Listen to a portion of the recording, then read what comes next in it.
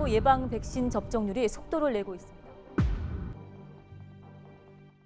일상 회복에 대한 기대감도 잠시 코로나19의 확산세는 꺾일 줄 모르고 있습니다. 안 쓰고 다녔으면 좋겠습니다.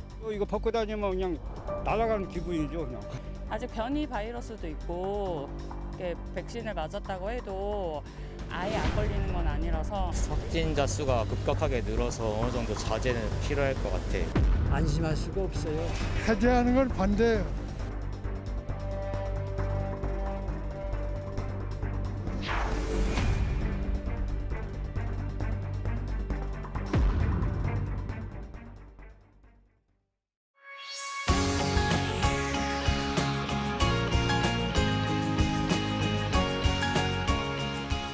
지역의 문제를 함께 이야기하고 궁금증을 풀어봅니다. 로컬을 그려가는 사람들 로그인의 지역중개사 서경석입니다. 네, 안녕하세요. 김난영입니다. 자, 오늘 주제 때문에 지난주부터 전국이 시끄러웠습니다. 네, 맞습니다. 너무나 바라왔는데 이 막상 다가오니 걱정의 목소리가 높았던 오늘의 주제, 바로 사회적 거리두기 완화, 득일까 실일까입니다. 7월 1일부터 새로운 사회적 거리두기 개편안이 발표되면서 이 사람들 반응이 뜨거웠었는데 네. 앞서 화면에서 보신 것처럼 코로나19 확진자 증가세가 좀처럼 둔화되지 않으면서 수도권의 사회적 거리두기 방역 지침은 요지부동으로 멈추게 됐습니다. 네, 그렇습니다. 그래서 오늘은 지역 기자들과 함께 방역 전문가를 모시고 사회적 거리두기의 현 위치와 또 코로나19 탈출법을 함께 모색해 보도록 하겠습니다. 자, 오늘도 저희에게 패스워드 단서를 제공해 주실 전국의 기자분들 로그인해 주셨습니다. 안녕하세요. 안녕하세요.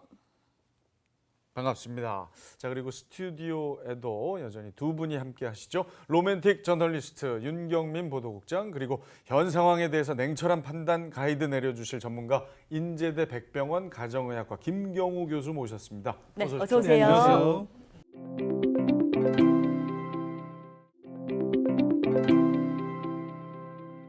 자, 당초에 월 1일부터 완화된 사회두기 개편안이 실행될 걸로 발표돼서 많은 사람들을 설레게 했었는데 이 처음 발표된 거리두기 개편안이 어떤 내용이었죠?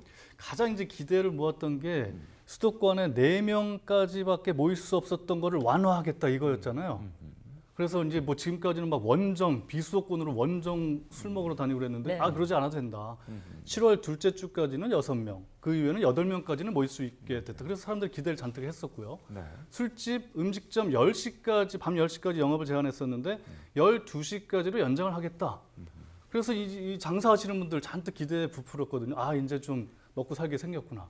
근데 이게 수도권에서만 500명대가 연속해서 나오고 네. 전국적으로 700명, 뭐 800명대까지 나오니까 방역 당국이 이거 잠시 보류합시다. 그래서 지금 보류가 된 거거든요. 네.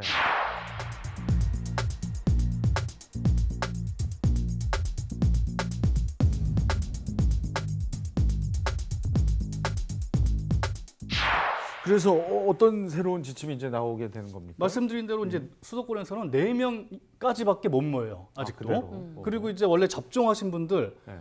마스크 실외에서는 좀 벗을 수 있게 이렇게 해야겠다 그랬는데 이것도 이제 실내외 구분 없이 마스크를 접종하신 분이라도 마스크를 써야 되는 이런 상황이 됐고요. 이제 밤 10시에 영업이 종료되면서 사람들이 시원한 강가 그리고 이제 공원으로 가서 술을 마셨잖아요. 이거 이제 못하게. 네, 방역 철저하게 거리두기 해야 된다 그래서 공원, 강가에서 음주 금지를 하는 조치를 내려지게 됐죠. 네. 그 기대했던 분들의 실망감을 저 태블릿이 표시를 했죠. 쓰러지면서. 네. 네, 애초 이제 7월 1일부터는 백신을 이제 한 번이라도 접종한 사람에 한해서 공원이나 산책로 등의 일부 야외 공간에서는 마스크를 벗을 수 있도록 허용을 했는데 불가능해졌다는 거잖아요. 이게 네. 서둘러서 잔여 백신 맞은 분들의 아쉬움은 좀 클 것 같습니다.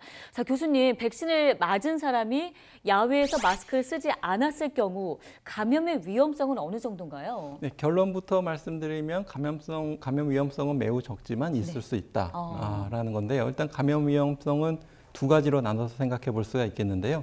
우선 백신을 접종을 했는데 마스크를 안 쓰신 분이 걸릴 확률, 그리고 그분이 다른 사람을 옮길 확률, 여러 가지를 생각해 볼 수가 있겠는데 예전에 기존의 바이러스는 1차 접종만 하더라도 예방 효과가 80%였기 때문에 1차 접종만 하신 분이 바이러스를 다른 사람에게 옮길 확률이 매우 적었는데 지금 델타 변이 바이러스 같은 경우에는 예방 효능이 30%밖에 안 되기 때문에 1차 접종만 맞으신 분들은 델타 변이 바이러스에 가볍게 걸릴 수 있는데 가볍게 걸렸을 때 또 다른 사람에게 전파시킬 수가 있겠고 특히 야외 같은 경우에서는 우리가 충분히 거리두기를 한 상태라면은 마스크를 안 쓴 사람이 감염을 시킬 확률이 매우 적지만 큰 소리로 비말을 내뱉는 행위, 구호를 외친다든지 네. 큰 소리로 전화한다든지 그럴 때 하필이면 야외에서 가까이 백신 안 맞으신 분이 마스크를 잘 착용하지 않으시거나 또 마스크를 착용 아예 안 하신 상태에서 지나가시게 되면 우리가 한 10초만 이렇게 스쳐 지나가더라도 충분히 감염시킬 수가 있기 때문에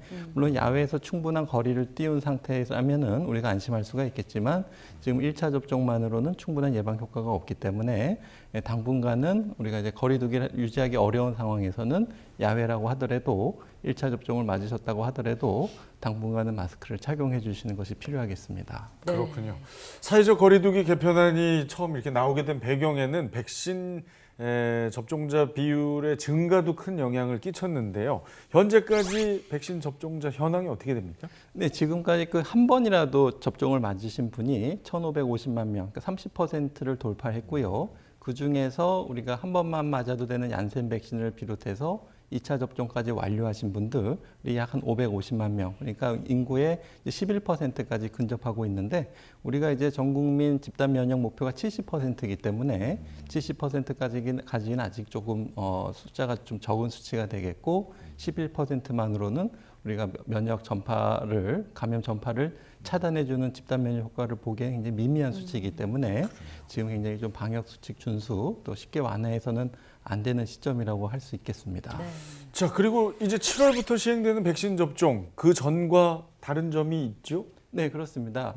우선 75세 이상 어르신, 그 지난번에 접종 예약은 하셨는데 이제 못 맞으셔서 일정이 안 잡히신 분들, 이런 분들은 지금이라도 예방접종센터나 지자체 콜센터 빨리 전화하셔서 예방접종 일정을 잡으셔야 되겠고요. 그리고 이제 60세 이상 어르신들 중에서 지난번에 예약을 했는데 아스트라제네카 백신이 모자라서 못 맞으셨던 분들, 이런 분들 같은 경우에는 이제 7월 5일부터 이미 예방접종이 시작이 됐고요.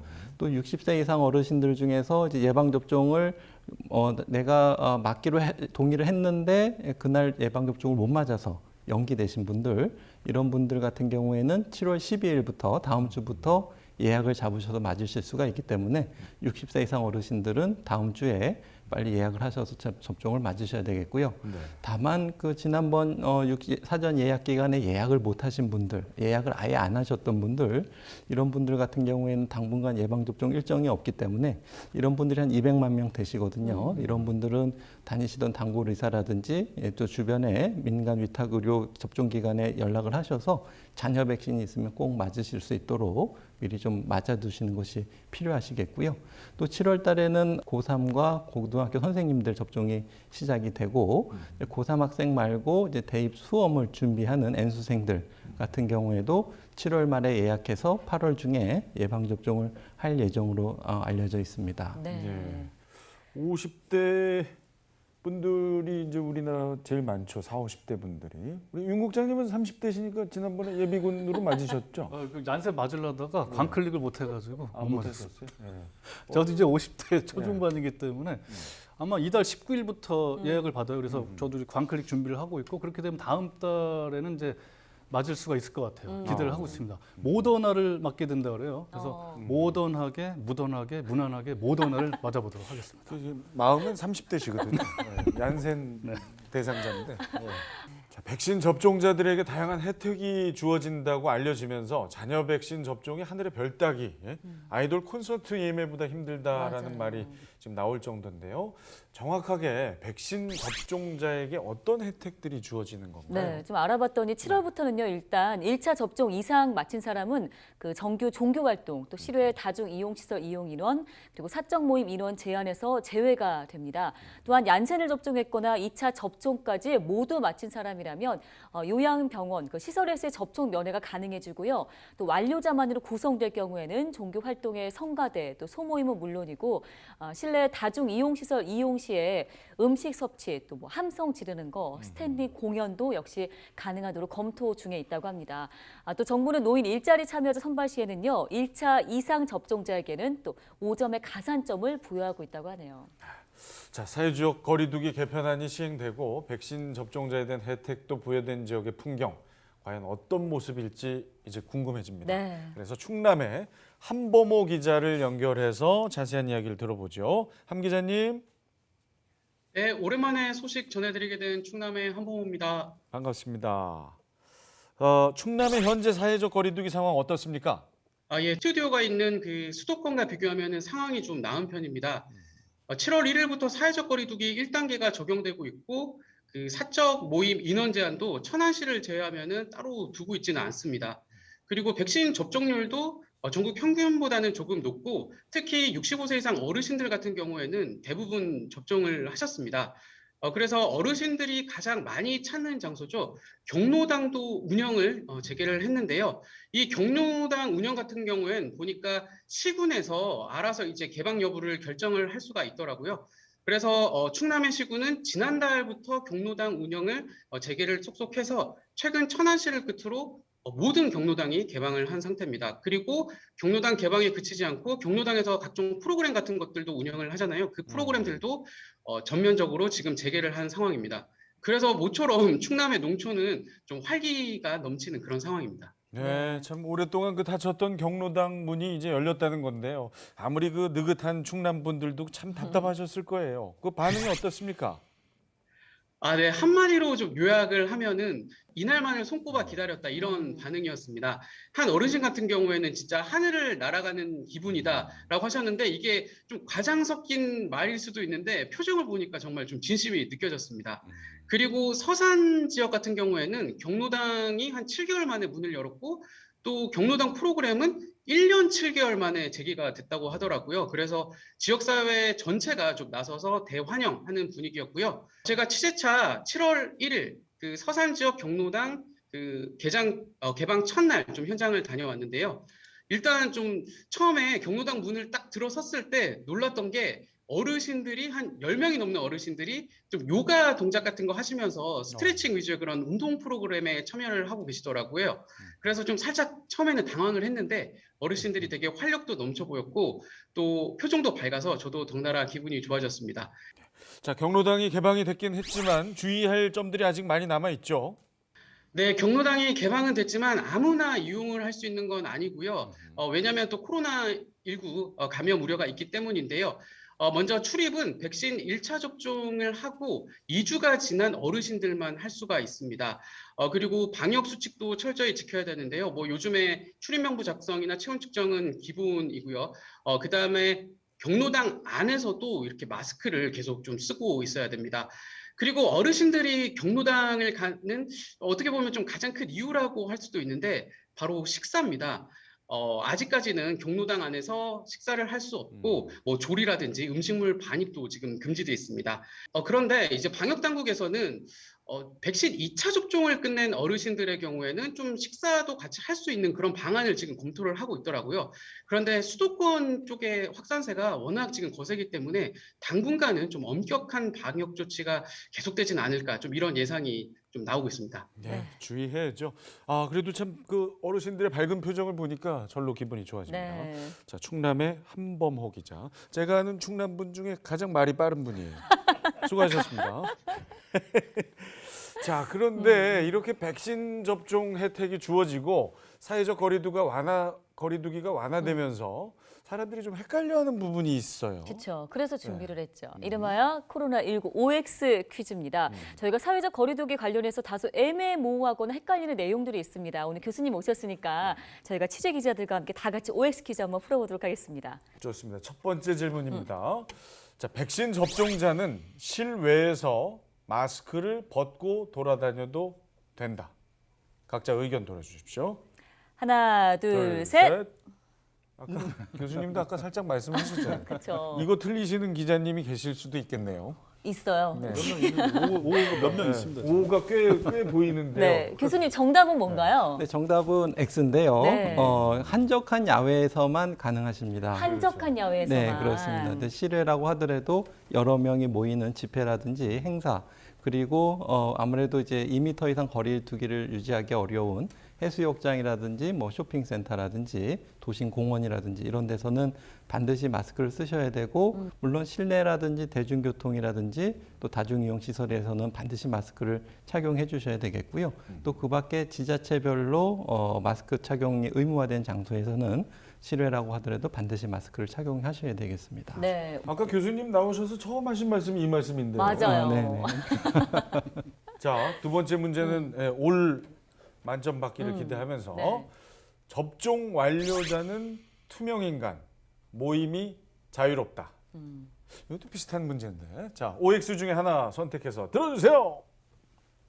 이것도 답이 좀 많이 갈리네요. 나뉘었는데요. 오, 반반인데요. 우리 오. 기자님들 반반이고요. 윤 국장님 스튜디오에서도, 5 드셨고. 저도. 저는 X인데. 교수님 정답은 뭔가요? 네, 정답은 이제 세모라고 해야 될 것 같습니다. 세모요? 네, 모두 굳이 한다면 정답. 이제 O라고 할 수도 있겠는데요. 말씀하신 것처럼 접종 완료자는 여러 가지 사적 모임에서 인원 제한에서 제외되고, 종교 활동에서도 제외되고, 성가대 모임도 하실 수 있고 이렇게 되실 수가 있는데, 단 집회의 경우에는 인정되지 않습니다. 아, 그렇기 집회의 경우에요. 네, 그렇습니다. 그래서 집회의 경우에는 접종 완료자라고 하더라도 인원 제한에 포함되시기 때문에 이런 경우에는 좀 해당되지 않겠습니다. 소규모 모임에서는 되는 거죠? 네, 그렇습니다. 집회는 안 되는 거. 집회는 안 됩니다. 자, 이제 마지막 질문이에요. 돌잔치도 사적 모임 중에 하나인데요. 자, 그렇다면 5인 이상 집합 금지 대상일까요? 자, 돌잔치 5인 이상 집합 모임 해당되냐 안 되냐? 자, 여기 기자분들 O 많고요. X 몇 분 계시고. 자, X가 맞네요. 네, 2단계에서는 X인데요. 네. 3단계에서는 O입니다. 지금 3단계잖아요. 네, 그래서 이제 2단계가 적용되거나 1단계가 적용되시는 데서는 네. 16인까지 모임이 가능하기 때문에 아. 보통 2단계에서는 8명까지 인원 제한이 있지만 돌잔치는 예외로 규정이 적용되는데, 3단계에서는 예외가 적용되지 않아서 4인까지만 모이실 수가 있겠습니다. 3단계에서는 안 됩니다. 네. 자, 이게 참 궁금했던 것들 깔끔하게 정리를 해주셨습니다. 네. 이렇게 정확하게 알아야 지켜야 할 것들을 제대로 지킬 수 있는 겁니다. 네, 맞습니다. 자, 그런가 하면 지금 수도권의 상황이 심상치가 않은데요. 지난 1일간 수도권에서 하루 평균 지금 465명의 확진자가 발생했습니다. 이에 따라 수도권은요, 거리두기 체제를 일주일 더 유지하기로 결정을 했고요. 5인 이상 사적 모임 금지 등 조치 유지 및 음식점, 또 노래 연습장 등도 자정이 아닌 오후 10시까지만 운영하기 되기로 결정이 됐습니다. 자, 걱정과 우려의 목소리가 많았던 만큼 또 아쉬워하는 반응 역시 클 것 같은데요. 자, 이번에는 수도권의 분위기와 현장 상황을 취재 기자 연결해 들어보겠습니다. 자, 김진재 기자 나와 있나요? 안녕하세요. 안녕하세요. 반갑습니다. 자, 수도권 거리두기 완화 지연 소식에 실망하는 분들이 상당히 많을 것 같은데 현장 목소리는 어떻습니까? 일단 시민분들을 만나뵀는데 대부분 이번 연장 조치에 대해서 찬성하는 입장이었습니다. 워낙 최근에 수도권을 중심으로 확진자가 많이 나오다 보니까 이런 부분을 좀 빨리 막아야 된다, 이런 이야기들을 해주셨고요. 반면에 상인분들은 좀 거리두기 조치가 완화되기를 기대하던 입장에서 이번 연장 조치에 아쉽다는 반응이었습니다. 이게 특히 유흥주점 같은 경우엔 지금 아예 문을 열지 못하고 있다 보니까 피해가 크다는 입장이고요. 또 작년부터 지속된 이런 코로나19 사태로 인해서 식당들도 많은 피해를 받고 있다고 합니다. 특히 이번에 완화될 내용 중에서 10시에서 12시로 그 매장 내 취식 시간이 연장되는 게 있었거든요. 그런데 일반 식당 같은 경우에는 대부분 10시까지 영업을 하는 경우가 많아서 이런 부분은 이제 크게 차이가 없다고 이야기를 하고 계시지만, 반면에 사적 모임 허용 인원이 기존 4명에서 6명 그리고 8명으로 점차적으로 확대되는 부분에 대해서는 많은 기대를 하셨더라고요. 이게 식당 같은 경우에는 뭐 일반 식사도 그렇지만 회식을 하면서 굉장히 많은 매출이 발생하는데 코로나로 인해서 이런 회식들이 아예 지금 중단된 상태다 보니까 이런 부분에 대해서 좀 빨리 코로나가 해결되길 바라고 있었습니다. 네, 참 상인분들 입장에서는 너무나 안타까운 네. 상황일 것 같습니다. 하지만 또 방역을 위해서는 또 어쩔 수 없죠. 그럼요. 자, 현장의 목소리 전달해 주신 김진재 기자님 고맙습니다. 반면에 또 전문가분들은 계속해서 이 방역 완화가 너무 빠르다라고 경고를 해왔지 않습니까?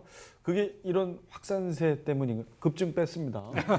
확산세 때문인가요? 네, 그렇습니다. 기억하시겠지만 우리가 5월 말 6월 때는 6월 중순까지는 하루에 7, 80만 명씩 접종을 하시면서 신규 확진자 수가 440명, 감염 재생산 지수도 0.88까지 많이 떨어져서 매우 청신호를 보였었는데 그 다음 주에 500명, 700명 이렇게 증가하면서 주로 백신을 접종 맞지 않은 젊은 층 중심으로 그리고 인구 밀도가 높고 사회 활동이 활발한 수도권 중심으로 빠르게 확산이 되고 있는데요. 특히 이러한 다중이용 시설을 중심으로 더 변이 속도가 빨라진 그 델타 변이 바이러스 확산이 굉장히 확산세가 무서운데요. 이렇게 우리가 그 방역을 우리가 지금 예방 접종률이 11%밖에 안 되는 상황에서 쉽게 방역 긴장도를 완화하게 되면 특히 이렇게 전파 속도가 매우 높은 변이 바이러스가 빠르게 확산될 가능성이 많기 때문에 위중증이나 사망자가 생길 가능성이 여전히 남아 있다고 해야 될 것 같습니다. 네. 코로나19 수도권 확진자 증가세가 좀처럼 잡히지 않고 있습니다. 인도에서 시작된 델타 변이 바이러스 때문인데요. 당분간 변이 바이러스 우려를 포함해서 지역 내 집단 감염 등으로 인한 확진자 증가가 계속될 것으로 보이는 상황에서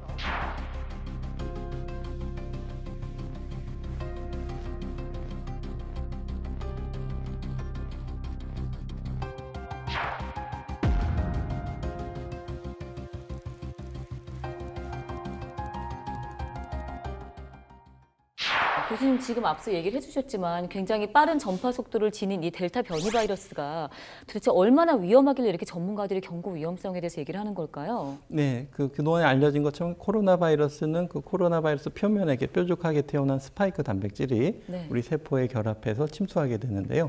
그 스파이크 단백질이 더 우리 세포에 잘 결합하고 침투를 잘할 수 있도록 계속 변이가 돼서 지금 델타 변이 바이러스 같은 경우에는 기존의 바이러스보다 감염 전파력이 3배 높고 감염 재생산 지수도 2배까지 증가시키는 것으로 알려져 있는데 지금 감염 재생산 지수가 예를 들어서 1.2만 돼도 우리가 한 2, 3주 간격으로 신규 확진자 수가 2배씩 증가할 수가 있겠고요. 1.4 정도 되게 되면은 1, 2주 간격으로 2배씩 증가할 수가 있는데 예를 들면 1, 2주 간격으로 1,000명, 2,000명, 4,000명 이렇게 증가할 수가 있기 때문에 우리가 지금 예방 접종이 굉장히 부족한 상태에서 할 수 있는 최선의 조치는 당분간 사회적 거리 두기를 유지하면서 방역 수칙을 잘 지키고 많은 분들이 빨리 백신을 맞는 방법이라고 할 수 있겠습니다. 네.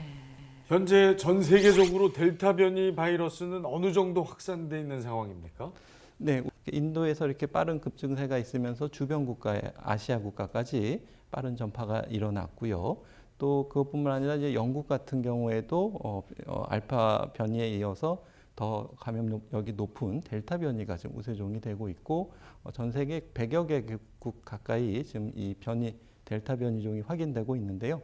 아무래도 이렇게 델타 변이종이 확산되는 국가에서 예방 접종률이 어느 정도냐에 따라서 위중증이나 사망 환자 수가 달라지는 명암이 극렬하게 나눠지고 있는데 우리나라는 아직은 예방 접종률이 높지 않기 때문에 영국과 같은 양상이 나타날지 아니면 인도나 인도네시아 같은 양상이 나타날지는 굉장히 좀 예방 접종률이 우리가 얼만큼 신속하게 진행되느냐 그리고 델타 변이 바이러스 확산을 우리가 얼만큼 늦출 수 있느냐에 따라 달려 있다고 할 수 있겠습니다. 국내에도 델타 변이 바이러스 감염자가 나왔죠. 네, 그렇습니다. 처음 알려진 것은 4월 말에 인천의 공항 검역소에서 한번 집단 감염이 있었는데 그 이후 확인되고 있지 않다가 최근에 수도권에서 이제 마포구에서 주점 중심으로 강사와 학원 수강생, 가족 지역 사회로 빠르게 전파가 되고 있는데요.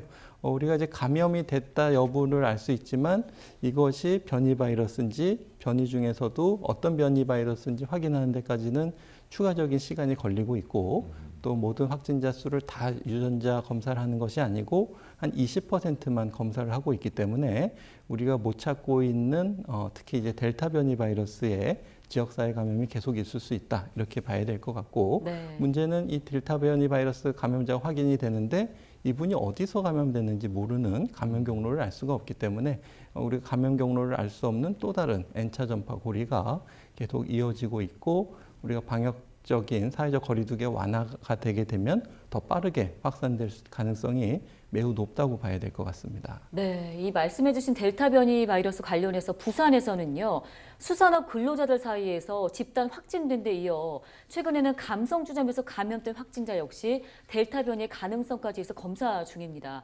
자세한 소식을 부산 취재기자 연결해서 들어보겠습니다. 자, 박근수 기자. 네, 안녕하십니까. 부산의 바다를 사랑하는 기자 박근수입니다. 부산은 최근 10명대에서 많게는 40명대까지 매일 물론 편차는 있지만 지속적으로 감염자가 꾸준히 나오고 있는 상황이고요. 최근에 유흥주점이나 감성주점 관련한 확진자 중에 상당수가 부산 외 지역 거주자인데 지금 수도권 방역 완화가 연기된 상황에 작년에 이태원 클럽 사태 이후 다들 기억하실 텐데 그때하고 비슷하게 부산으로 원정 유흥을 오는 것이 아니냐 이런 얘기들이 계속해서 나오고 있고요.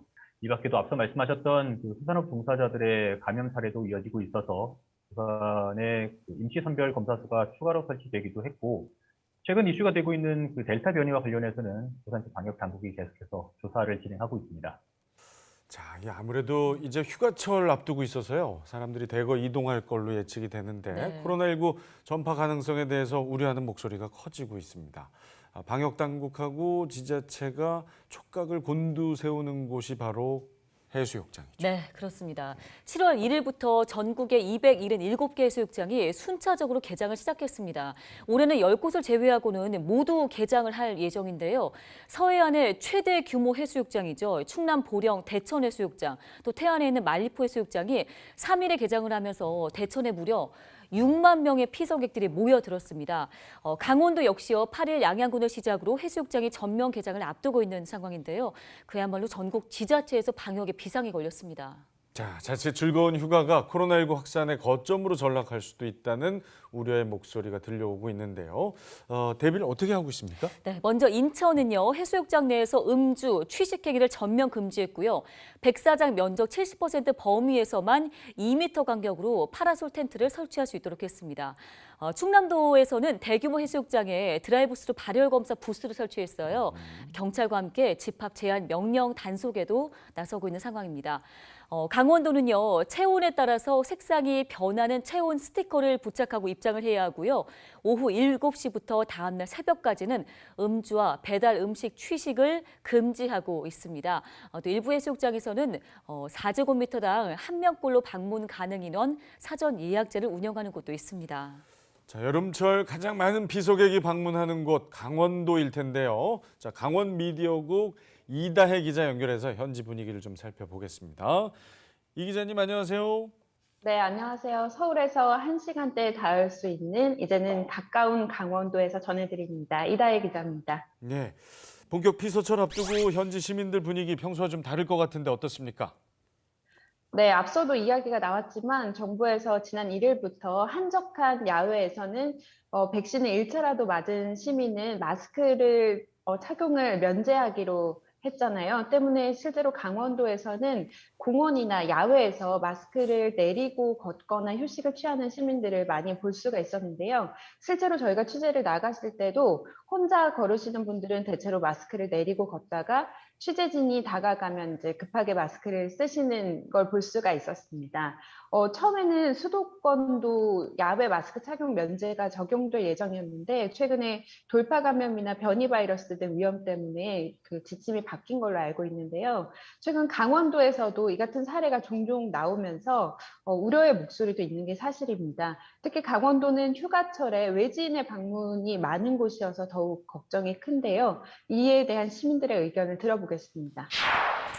사실 10시에 마감하고 12시에 마감한 것 차이가 되게 크거든요. 또 많이 좀 부담감이 된다고 느끼실 수도 있을 것 같고 하루빨리 다 좋아졌으면 하는 그런 마음입니다. 사람들의 불만은 크겠지만 워낙 지금 수도권에 확진자 수가 급격하게 늘어서 어느 정도 자제는 필요할 것 같아요. 원주에서는 안심할 수가 없어요. 이 수도권하고 가깝고 또 혁신도시에 서울서 출퇴근하시는 분들이 많기 때문에 방역에 우리가 힘을 써야 되지 않겠나. 관광객들이 많이 이제 오실 거라는 어떤 기대감, 또 그에 따른 또 걱정, 반반씩 있는 것 같습니다. 네.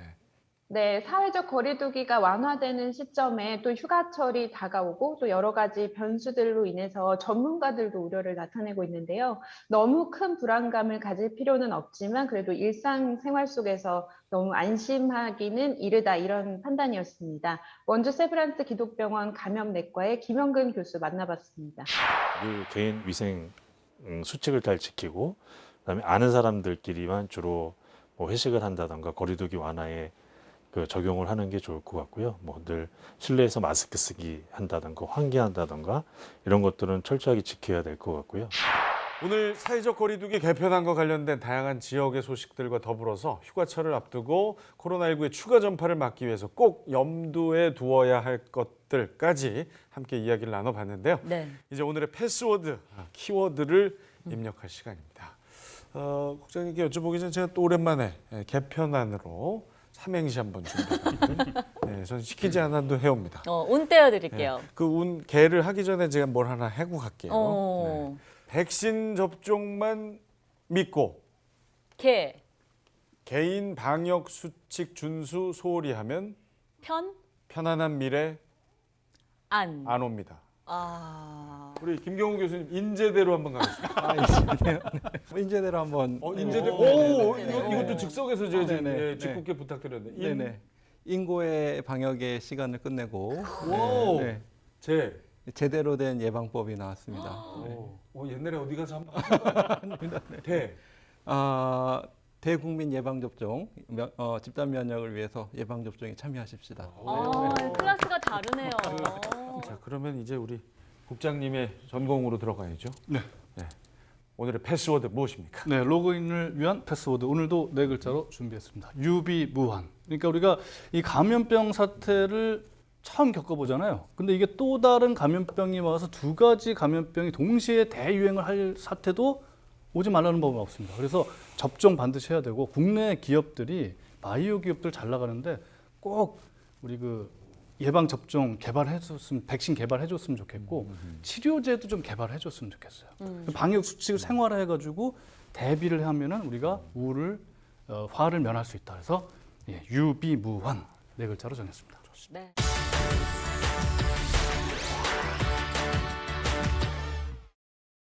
전국의 핫플레이스를 찾아서 동네가 뜬다 시작합니다. 네, 오늘도 골목길 경제학자 모종린 교수님이 함께하셨습니다. 안녕하세요. 안녕하세요.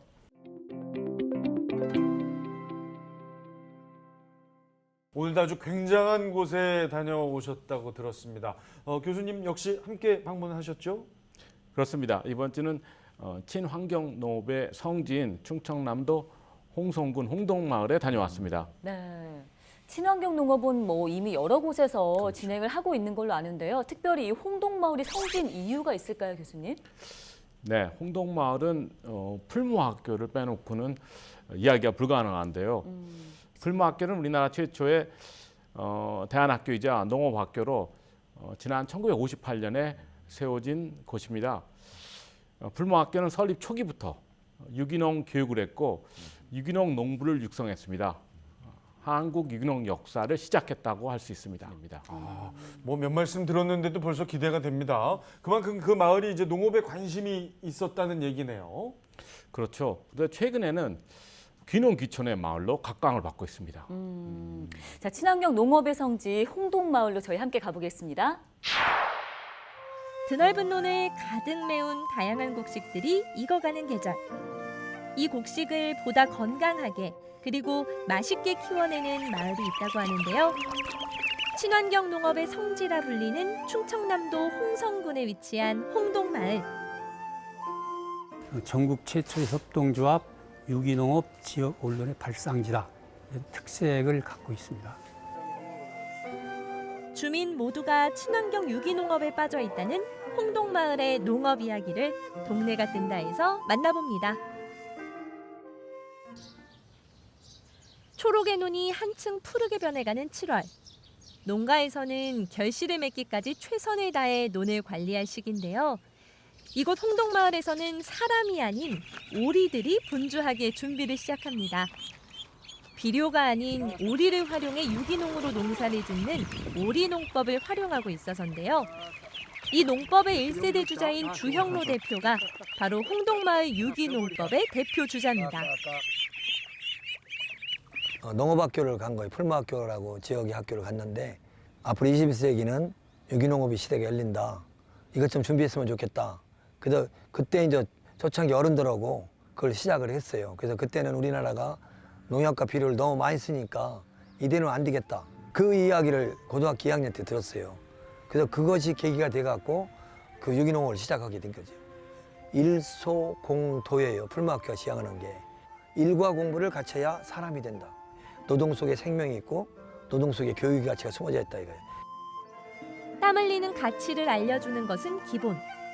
더욱 건강하고 안심할 수 있는 먹거리를 만들기 위해 풀무학교는 다양한 농업 연구를 이어가고 있다고 하는데요. 그렇게 완성한 농법이 오리농법입니다. 오리를 논에 풀고 분주하게 움직이도록 하면 물이 혼탁해지며 햇빛을 좋아하는 잡초들이 뿌리 내리는 것을 막을 수 있다고 하는데요. 또한 오리의 배설물은 자연 비료 효과가 있어서 농약을 전혀 사용하지 않고도 농업이 가능하게 만들어줍니다. 오리에 이어 현재는 메기 농법도 진행 중이라고 하는데요. 꾸준히 새로운 농법을 연구 중인 홍동마을입니다.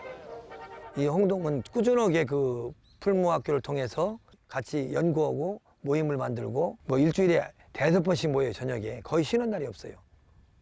밤에 모여갖고 보름밤 모임도 오고 그러면서 가지고 있는 기술을 서로가 공유하면서 자꾸 발전시키는 거죠. 대학생 농활이 활발했던 시기, 주영록 대표는 당시 찾아왔던 학생 중에 서경석 씨를 기억하고 있었습니다. 참 기억나는 게 뭐냐면 서경석 씨랑 그 대원들이 그 낮에 일을 너무 많이 앓더라고요. 하면서 그 아픈 거죠. 그때 가슴이 너무 아팠어요. 언젠가는 한번 꼭 만났으면 좋겠어요. 서경석 씨 화이팅! 노고인 화이팅! 홍동마을의 농업인들이 다양한 연구 끝에 만든 유기농 쌀. 이 쌀을 보다 맛있게 선보이기 위해 이번엔 홍동마을의 여성들이 나섰습니다. 친환경 쌀을 이용해 속이 편안한 쌀빵을 만들었다고 하는데요. 전국의 빵 마니아들에게 주목받고 있다는 쌀빵. 어떻게 이런 빵을 만들게 되신 건가요? 여성들이 마을 일에 직접적으로 참여할 수 있는 것이 무엇일까 고민을 하다가 지역에서 나오는 유기농 쌀을 가지고 한번 빵을 만들어 보자. 방문객들한테 쌀 홍보도 하고 그 쌀로 만든 빵을 특산품처럼 사갈 수 있도록 그렇게 해서 좀 소득하고 연결을 해보자.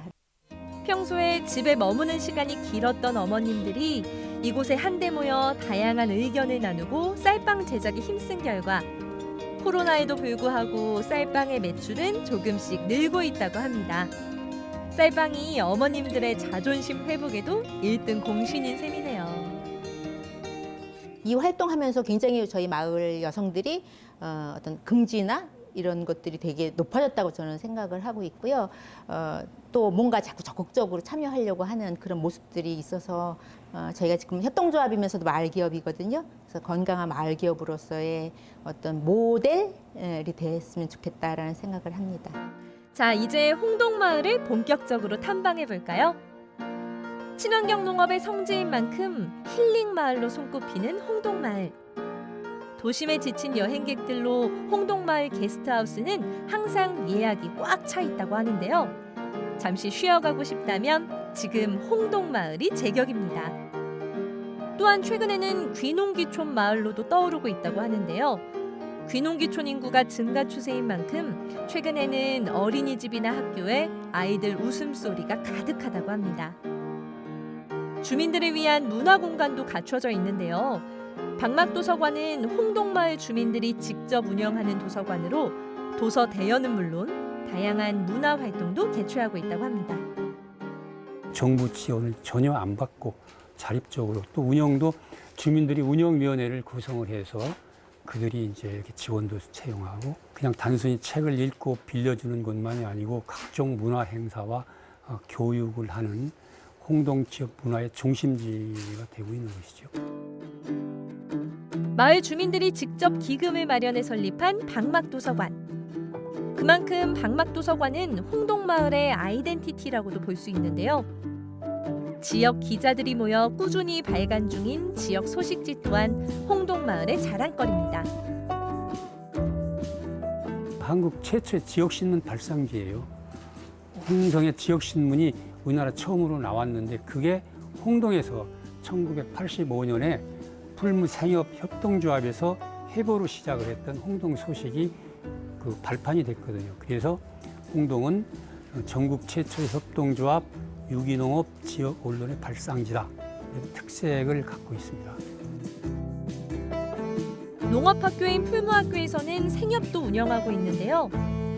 생협에서는 풀무학교와 홍동마을 소식을 게시하고 있어 주민들에게는 마을 쉼터로 사랑받고 있고 홍동마을의 다양한 물품과 수준 높은 베이커리를 판매하면서 방문객들에게는 필수 코스로 자리매김하고 있습니다. 특히 베이커리는 전국의 빵돌이 빵순이들을 설레게 만들 만큼 높은 퀄리티를 보여준다고 해요. 빵과 이런 디저트를 즐길 수 있다는 게 이제 여기에 더 머물다가 가고 싶은 그런 마음이 드는 너무 좋은 공간인 것 같습니다. 홍동마을에는 전국적인 인기를 끄는 요구르트 낙농업도 유기농으로 진행 중입니다. 풀무학교 2회 졸업생이신 신관호 선생님은 두 아들과 함께 소규모로 목장을 운영하고 있습니다. 전체가 유기농이고 100% 유기농 사료를 먹이고 사양 관리도 유기농으로 하고 공장에서 가공 과정도 100% 유기농으로 하고 있어요. 소가 먹는 유기농 자재도 구하기가 쉽고 농사꾼들이 유기농을 해야 된다 그런 생각이 벅차있기 때문에 일반 목장업을 유기농으로 바꿨어요. 많은 사람들에게 사랑받는 요구르트지만 신관호 선생님은 요구르트 제작에 있어 아주 중요한 원칙을 갖고 계신다고 합니다. 첫째 원칙이 많이 만들지 말자. 많이 만들면 우선 팔기가 힘들어요. 다른 업체들하고 경쟁을 해야 되고. 그래서 우리 집에서 감당할 수 있는 작은 양을 만들어서 우리 것을 진짜 아껴서 찾는 소비자들에게 되도록 직거래로 보내자. 이게 원칙입니다. 믿고 먹을 수 있는 건강한 제품을 만드는 게 홍동마을 주민들의 목표. 이 작은 농촌 마을이 하나의 유기농 브랜드로 자리를 잡아 이제는 전국 농촌 마을의 경제 생태계 모델로 주목받고 있습니다. 농업을 향한 새로운 방향성을 제시해 전국에 있는 지역 크리에이터들을 찾아오게 만드는 홍동마을. 풀무학교는 어느덧 올해 56회 졸업생을 배출해냈고 홍동마을의 내일은 여전히 맑음입니다. 이재영이라고 하고요. 풀무학교 올해 졸업해서 지금은 농사마을에서 지으면서 또 배우면서 지내고 있습니다. 연구를 하기도 하고 또 교육도 하고 또 실질적으로 생산을 해서 이제 필요한 사람들에게 나눌 수 있는 인스티튜트, 약간 협회 그런 거 같은 거를 좀 만들어 보고 싶고요. 따뜻하고 생기 있는 그런 문화를 만들어가는 곳을 저는 만들고 싶습니다. 매일 농촌마을의 새로운 역사를 쓰고 있는 홍동마을. 이번 주는 이곳에서 잠시 쉬어가 볼까요?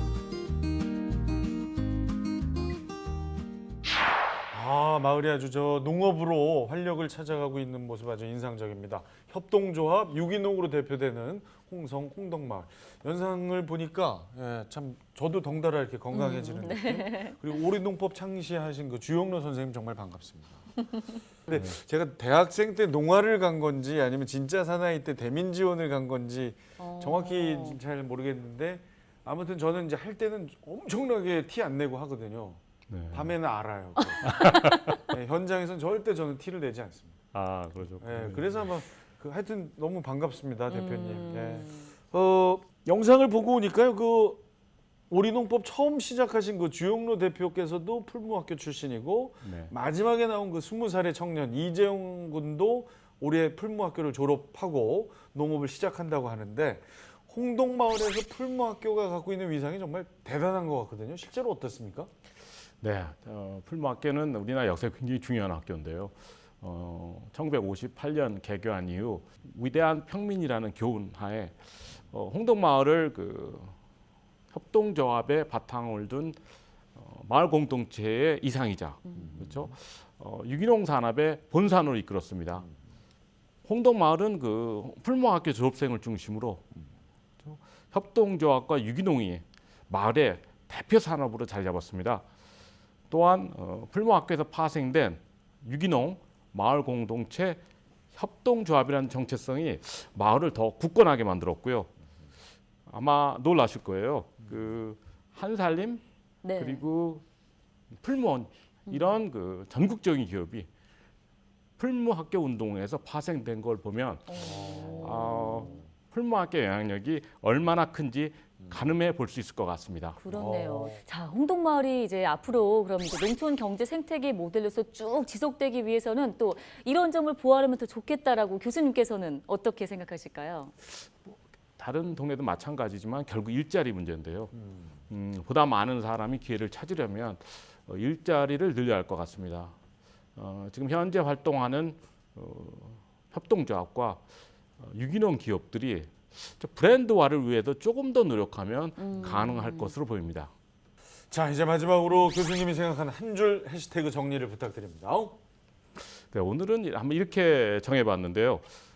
독자적인 산업 생태계를 구축한 농촌 마을. 네, 어떻게 보면 홍동마을의 위대함을 보여주는 재현이라고 생각합니다. 네, 알겠습니다. 장승타면은 가장 한국적인 우리의 민간 신앙이죠. 세계유산 하회마을에서 탈춤을 추면서 장승을 갖는 쟁이 김종홍이라고 합니다. 하회마을에 이제 여기서 틀을 잡고 살면서 이 하회마을의 대표적인 하회별 신굿 팔놀이 보존 회원으로 활동을 하고 있고요. 그래서 산주라는 직함을 27년째 지금 맡아서 큰 행사가 있을 때는 제가 앞장서서 일을 하고 있는 그런 산주라는 직함을 갖고 있습니다. 풍물놀이가 사물놀이가 돼서 무대화시키듯이 장승도 장승 만들기를 큰 행사를 할 때에 성공리에 맞출 수 있는 기원 이런 의미에서 퍼포먼스를 만들었어요. 요즘 같은 이제 코로나가 이제 될 때도 코로나 퇴치를 할 수 있는 민간 요법이 아닌가 싶습니다. 팔놀이는 마당놀이기 때문에 소통을 해야 되는데 마스크를 쓰고 보니까 그 관중들 표정도 좀 웃을지도 못하고 말도 하고 대화도 할 수 없는 그런 것들이 좀 아쉽고 빨리 코로나가 종식되어서 정말 우리의 팔놀이가 관중들과 소통할 수 있는 그런 이제 장이 되었으면 저희들의 바람이죠. 얼쑤 하면서 같이 소통할 수 있는 장이 됐으면 좋겠습니다.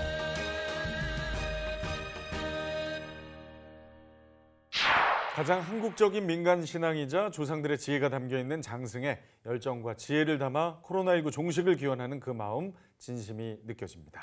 네, 김종욱 명인의 바람처럼 그리고 우리 모두의 마음처럼 하루빨리 지금의 시간이 지나가기를 그래서 우리의 멋진 문화와 작품을 더 널리 전 세계에 알릴 수 있는 기회가 찾아오기를 기대하겠습니다. 오늘도 다채롭게 채워드렸던 로그인 다음 주에도 더욱 깊이 있고 풍성한 이야기로 찾아오겠습니다. 네, 다음 주에도 잊지 말고 로그인해주세요. 시청해주신 여러분 고맙습니다.